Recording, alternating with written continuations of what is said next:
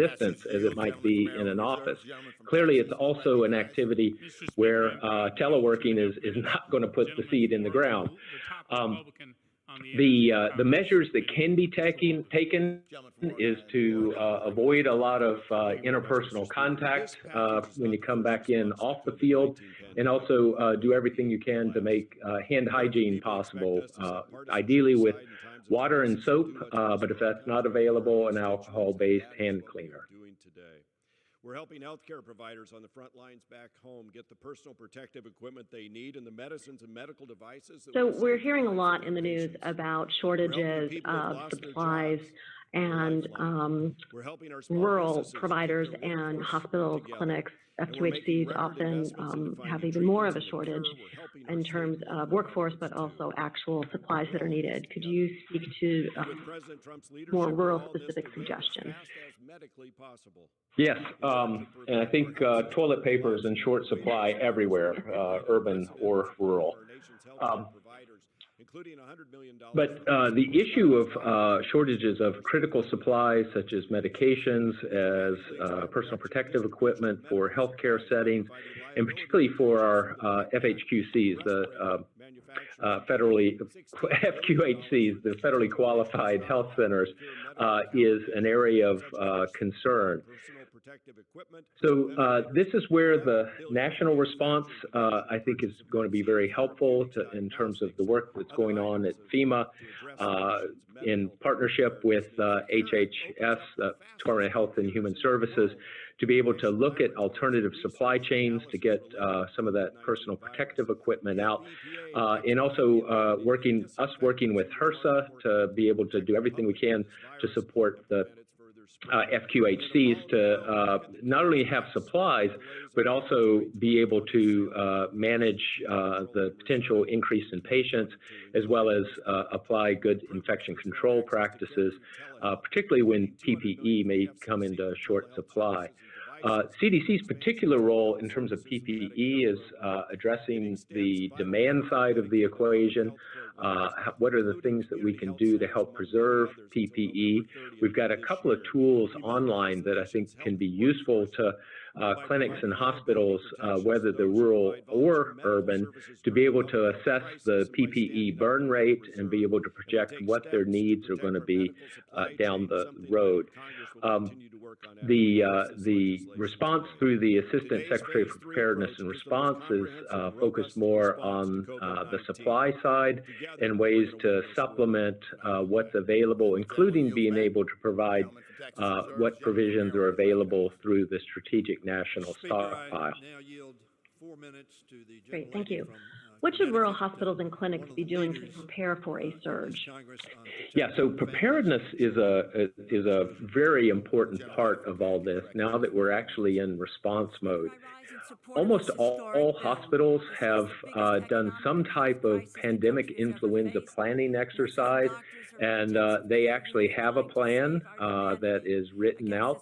Of course, they say plans are no good if they just sit on the shelf. So I hope everybody who is running these hospitals has had a chance to pull down their plans and think about what they learned during pre-pandemic tabletop exercises, and then how they'll deal with some of the unique aspects of this particular pandemic. Some of those unique aspects include healthcare workers who are unable to come to work because of school closures and lack of child care for their families. And then, of course, the concern that healthcare workers themselves can become ill. And not only do we want to make sure that healthcare workers are healthy and able to keep working, but also that they don't then become a mode of transmission to higher risk patients. Great, thank you. How can we tell the difference between flu, COVID-19, and allergies, because it is allergy season in a lot of areas? Yeah, there's a lot of overlap. So let me start with that. And of course, with COVID-19, it's a brand new disease, so we're still learning a lot about it. Flu and COVID-19 probably have the most overlap because fever, cough, muscle ache, headache can be prominent parts of both. Allergies generally don't cause fever, but I have also talked to a number of patients who had very little fever with COVID-19, or it wasn't the first symptom. So it's, I think, virtually impossible to anybody who walks in the door complaining of a runny nose to say for sure that which is allergy, which is influenza, which is COVID-19. But we continue to learn more about it. I know there's some reports now about things like altered sense of smell or a funny taste in the mouth being more common with COVID-19. I think at this point in time, those are really anecdotal reports, and they're intriguing and certainly merit more study. But we have no idea how predictive those type of symptoms might be for COVID-19. Great, thank you. Since we're more rural and spread out, are we at less risk? That's a very good question, and it depends on more your local environment than your, say, your county environment. So if you're in a county with only 2 people per every square mile, that's a good start. But if you're in a household that has, say, 20 people in it, your risk may be similar to what it might be in a more urban area. I think in general, we will see slower entry into particularly the frontier areas because of lower volumes of traffic. But it's important to look at history and what we've learned from that. When we consider the flu pandemic of 1918, before we even had air travel, that was an infection that spread far and wide. And by November of 1918, after the virus first was fairly prominent on the east coast of the United States in September, it had spread even as far as the Seward Peninsula in far western Alaska. So I think it's reasonable to assume that while the entry into rural areas may be lower and it may be easier to do some social distancing because of the lower population, we shouldn't assume that any part of the country is going to be spared. The Republican leader of the Small Business Council. Do we think this will go away during the summer, during warmer temperatures? Well, the question about seasonality is one that I think we always we would like to think that it's going to go away, but it's important that we can hope for the best, but we have to be prepared for the worst. It gets back to our opening discussion about this is a brand new disease and virus. And while most respiratory viruses are less common in the summer, we don't know just how this one will behave. Thank you. So for rural providers, should they be keeping well child appointments, physicals, those kinds of things? So the decision of keeping I'll call them elective visits, really depends on the local situation. And it's concerning because we know that there are women who are pregnant now, they are still going to deliver. We know there are people with high blood pressure who still need to have their blood pressure checked. We know there are people with diabetes who still need to have their diabetes managed. And we know also that we want to keep our kids healthy. So being able to have those well child checks and get on-time immunizations is critically important. So it really is a decision that ultimately will be decided locally. Just very broadly, our recommendation from the CDC is to consider deferring non-emergent procedures or elective surgeries or visits to the provider. But just when to do that depends on the local situation. Because we don't want to do things so early that then things that aren't emergent become emergent by the time we're seeing a lot of spread of the virus locally. Thank you. How should providers, hospitals, and clinics respond if patients call suspecting exposure or reporting symptoms? Well, first of all, that's what you want to have happen, is have people call ahead rather than show up and maybe sit in the waiting room for a little while and then come back and say they've been coughing and have fever, and particularly if they've been around someone known to have COVID-19. So that call ahead is important. For clinics and hospitals, need to have a plan for how will you assess those people, and also make a determination of whether or not they need to come in at all. There is a tool available that CDC has provided online that allows someone to check their symptoms and determine whether or not it's important that they get in to see a provider right away. But of course, someone who's severely ill, short of breath, chest pain, blueness of the lips, these are symptoms of potentially a very serious condition, which might be COVID-19. That's the situation where a phone call is nice, but the phone call that needs to be made is really to 911. Thank you. There's some questions about language clarification around isolation versus quarantine. What does it mean to self-isolate versus self-quarantine? And what should people be doing and not doing when they either self-isolate or self-quarantine? Okay. Well, let's start with the definitions. And I know this is confusing because many people use these terms interchangeably, and they actually have technical meanings, and there's a reason why they're different words. Quarantine means you're removing people who've been exposed to an infection from those who have not been exposed. So both groups are not ill. Isolation is when you have someone who is known to be infected and you're separating them from people who are not known to be infected. So usually in the hospital, that's very common, whether it be actually an infectious disease or even just something that is grown out in culture. Quarantine is much less common. In fact, the COVID-19 outbreak is the first time there have been federal quarantine orders signed in over 50 years. So we really are in a very unusual situation. In terms of some do's and don'ts, I think the do's is as much as possible, do what you've been asked to do. In both instances, you need to try and minimize your contact with other people, particularly in situations of isolation, because those are the situations where we can be quite confident that there's a high likelihood of infectiousness for someone who has documented COVID-19 and who has symptoms. Some of the other things that can be done is making sure that people have enough food, that they have other medications, the things that they need to continue life until either they've recovered or are through the 14-day quarantine period.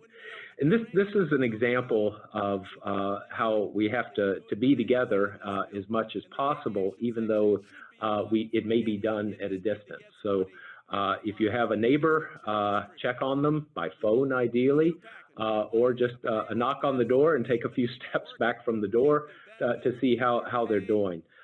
It's also an opportunity for particularly supporting older people, or particularly people in isolation that we really don't want to be going out to the grocery store to be able to get food and basic supplies to them.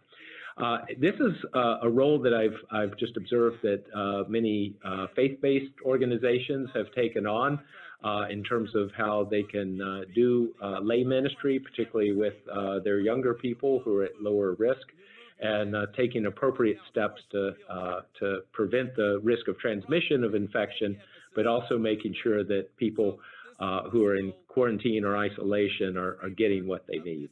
Great. Thank you. So many rural communities have seen their hospitals close or decrease the number of services or amount of services that they're able to provide. What are your suggestions for those communities where either their hospitals closed or they're not providing a full range of services? Yeah, you know, this actually points out a larger issue of the things that were challenging for us in rural and frontier areas when it's sunny and 70 degrees haven't gone away, and things like hospital closures and lack of access to care are only worse during a time like this. So this is where planning, if you're not yet impacted in terms of how people might be transported or how they might get care, is critically important. Sometimes if the hospital is cut back, or even if it's closed, if the building can still be occupied, there may be opportunities to reopen, at least to provide low levels of care if there's volunteer staff that can be made available. I don't know of rural examples of that yet, but that actually did happen in Chicago, where a hospital that had closed a number of months back, was actually able to reopen to provide care for people who are relatively mildly ill but unable to take care of themselves at home. What are your suggestions for rural communities regarding setting up isolation and quarantine spaces? So the thoughts on isolation and quarantine is ideally to be able to do it at home if particularly people who are infectious or potentially infectious can be separated from those at higher risk. Beyond that, it comes down to what resources you have in terms of where people can be housed. The issue of mass housing is, I think, always problematic in a situation like this. While after a tornado or an earthquake, people might be housed in a gymnasium and fairly close together, that's not a good option during a pandemic, particularly for isolation of people who are actually actively ill. So it's going to depend on what's available locally. Great. We have a bunch of questions about testing. Where would providers, hospitals, or health clinics in rural areas get testing kits? So the providers would not be getting testing kits. And I think this is where the use of the term kits has been misleading, going back to actually when we started using it in terms of describing what was provided to state health departments. The current PCR technology is, when we were using the term kits, was basically a package of reagents and certain supplies that could test anywhere from 400 to 1,000 people. So it's not like a home pregnancy test kit or a rapid flu test, something that can be done in anybody's office. It's actually a fairly high-tech procedure. As the FDA has worked to approve a broader range of the nucleic acid amplification tests and things like PCR, that's helped to push it out further, but still, in general, these are going to be tests that are mainly available either in state public health labs, large commercial labs, larger hospitals, and sometimes in larger clinics. So that's why earlier I was saying I think what we're all really hoping for as soon as possible is something more like that rapid assay that could be done in the provider's office. Right now, the providers have a couple of options. One is to work through the local or state health department to get specimens to the state lab, or to work with the commercial providers that they work with, who also, many of them are now running the assays as well. Can anyone get tested if they want to, or should we be prioritizing certain groups for testing? Well, the CDC's put out some guidelines for prioritization, recognizing that the global supply of some of the reagents and the equipment are in fairly short supply. So the people that we would recommend prioritizing are people at higher risk of severe illness, people who are hospitalized, so appropriate infection control procedures can be in place, and then also healthcare providers, because we want to make sure that no one who is sick and potentially infectious is taking care of patients and potentially exposing larger numbers of people. In general, if the test is, in some areas, the testing is more available than in others, but we do recommend it be limited to people who are actually experiencing symptoms of infection, because we really don't know what the meaning of a test is in someone without symptoms. A negative test in particular doesn't tell us anything, and we would be concerned that someone might feel a unreasonable sense of safety because they may still be in the incubation period, and the results of that negative test in the face of limited resources for testing may not be very helpful.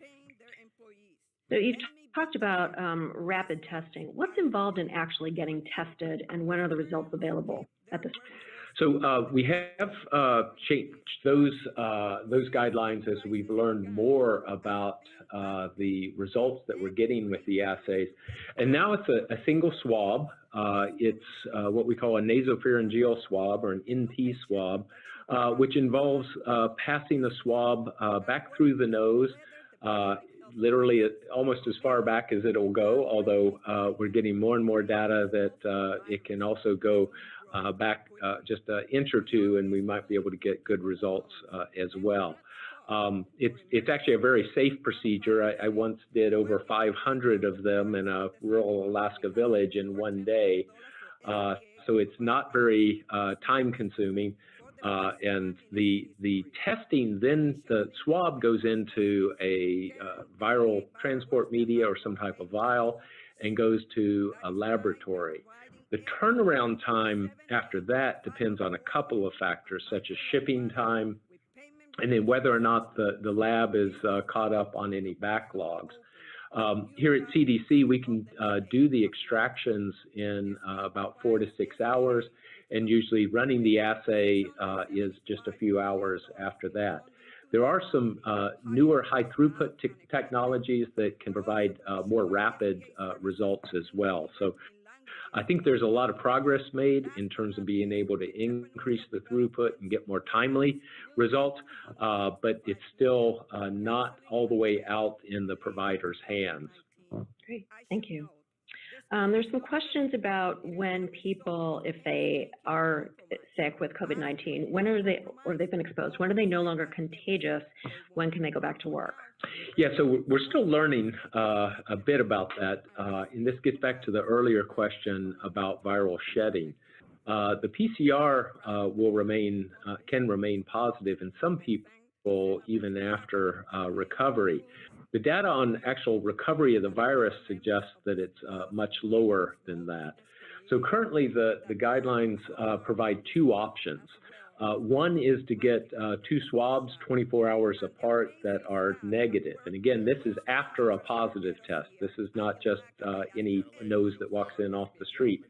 The alternative, because of some of the challenges in getting tested, is that it would be at least 3 days after recovery of symptoms, particularly fever, and at least 7 days after onset of illness. The one provision in all of that is if someone is a healthcare provider, because it is possible they would still be shedding virus, although less since they would not be coughing or sneezing, they should wear a mask when they return to work. In that situation, the mask is not to protect the person wearing it, but rather to protect the people they are in contact with. And for healthcare providers, any healthcare providers who are listening, it's now more than ever, hand hygiene is important. So that 20 minutes with 20 seconds with soap and water, or using an alcohol-based gel. I do recognize that if you're seeing patients all day, soap and water that many times can be pretty hard on the hands and lead to a lot of chapping. So fortunately, there are some products out there that will help protect your skin and also do an appropriate disinfection. Can people be reinfected if they have been exposed or been ill, or do we think that they would be immune? So again, it's a brand new disease and virus, so we're still learning. What we know about the common coronaviruses, and this is a family of about 4 coronaviruses that primarily cause cold-like symptoms, is that there is an immune response, and it may provide protection for a period of time, but there is a risk for reinfection somewhere down the road, usually a period of years, not weeks. At this point in time, we are learning about the immune response to infection. There is an antibody response, and that also opens up some doors for how we might assess better how this infection spreads and what's the spectrum of illness that it causes. But we really don't know for sure if people can become reinfected or when that risk of reinfection may occur. At this point in time, we really don't have documented instances of reinfection. There have been reports of people who are PCR positive, then PCR negative, PCR positive again. But we really don't know exactly what that means because, as we were talking about earlier, the PCR detects the RNA, the genetic material of the virus, and doesn't necessarily tell us that what's present is infectious virus itself. So you mentioned masks.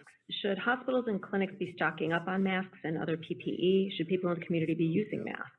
Yeah, so healthcare situations are different, and to be very blunt, if you can get it, it's a good idea to get it, but a lot of the PPE is in very short supply right now.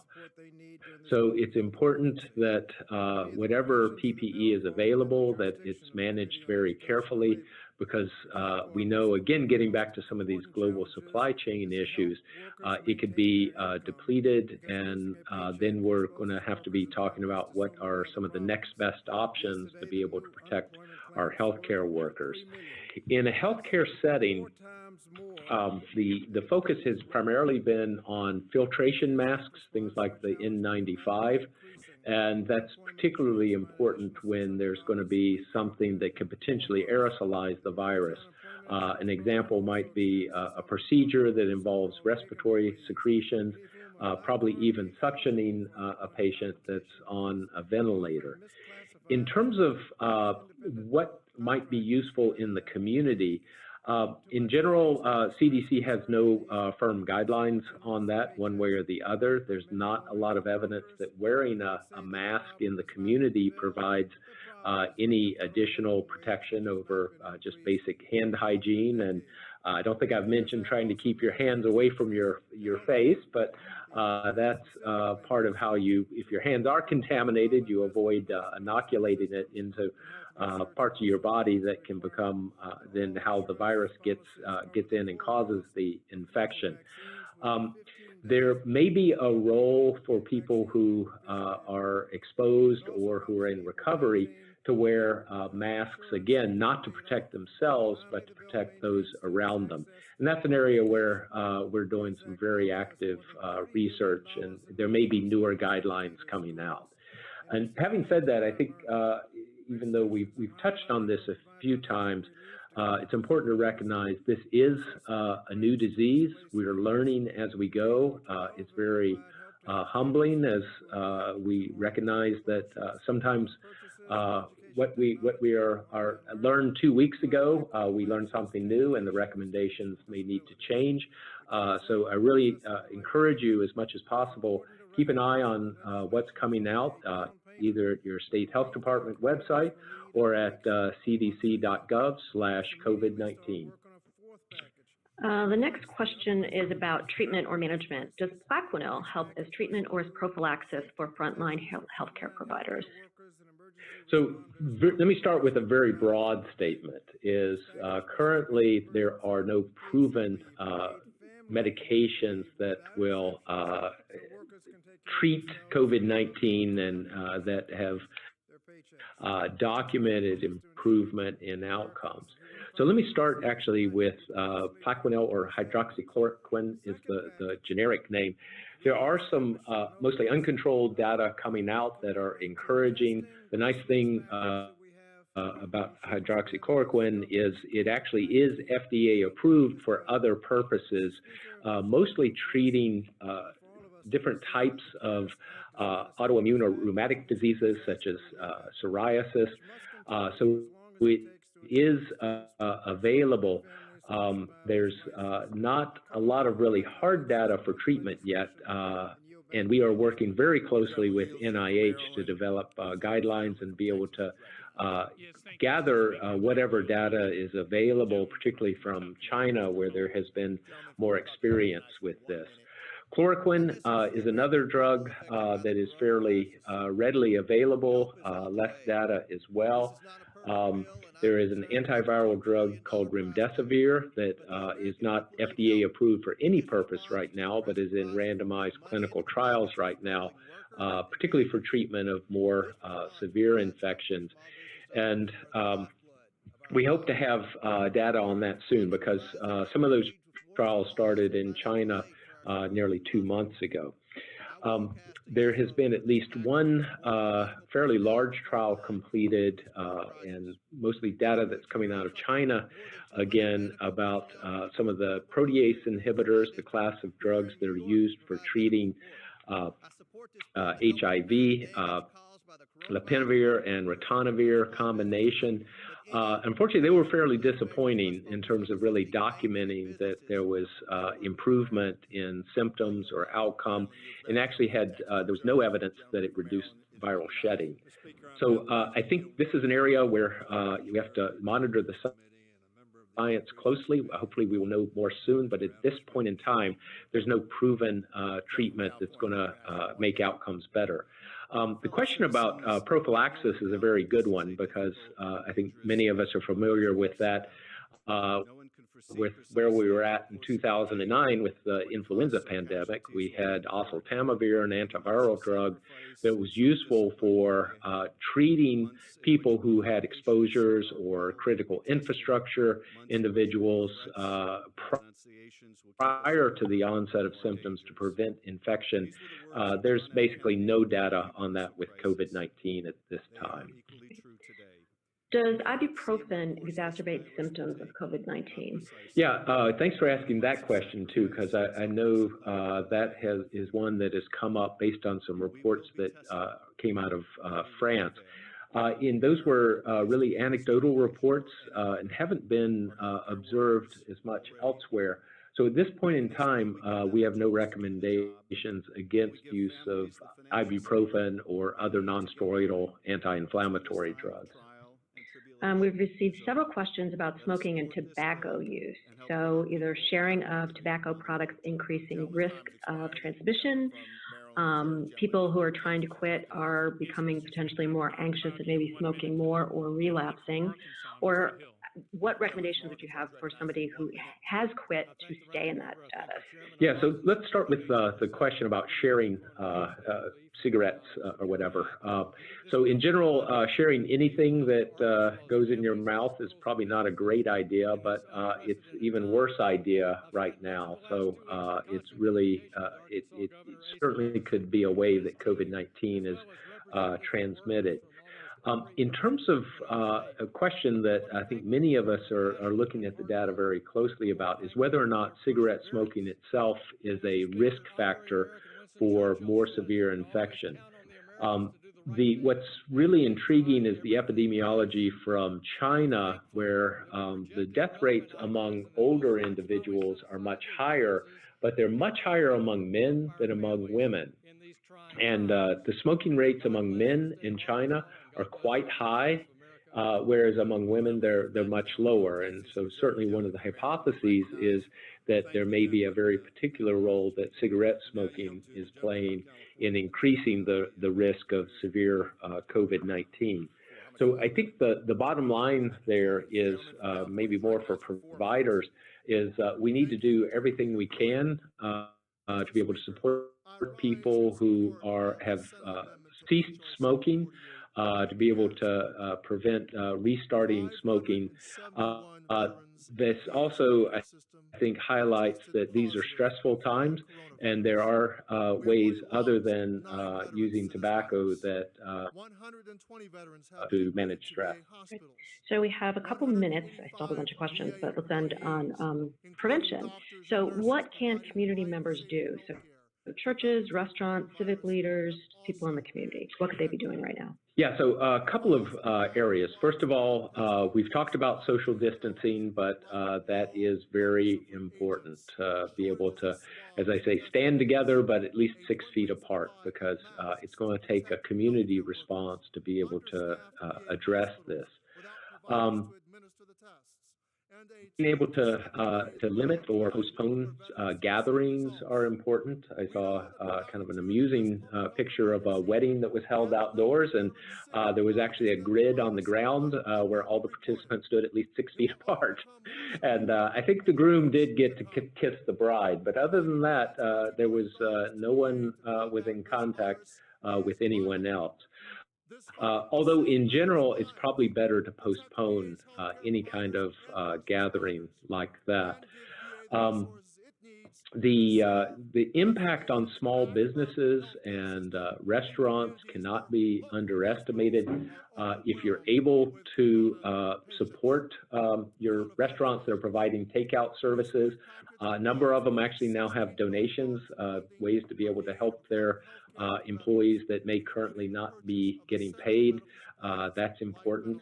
And I think as we were discussing earlier, know your neighbor and find out if they have particular needs, because there's a lot we can do remotely and even with minimal face-to-face contact to be able to help one another through these difficult times. Thank you so much, Dr. Butler. We at CDC hope that this information has been helpful to our rural partners and stakeholders. You can continue to send questions to ruralhealth@cdc.gov. That is the mailbox that we monitor regularly. And with that, we will close this call. Thank you. Thank you, everyone. $590 million is set aside for veterans most vulnerable to COVID-19, homeless veterans, and elderly veterans in community living centers and assisted living facilities. Over $2 billion is provided to support VA's IT systems and strengthen VA's telework capabilities.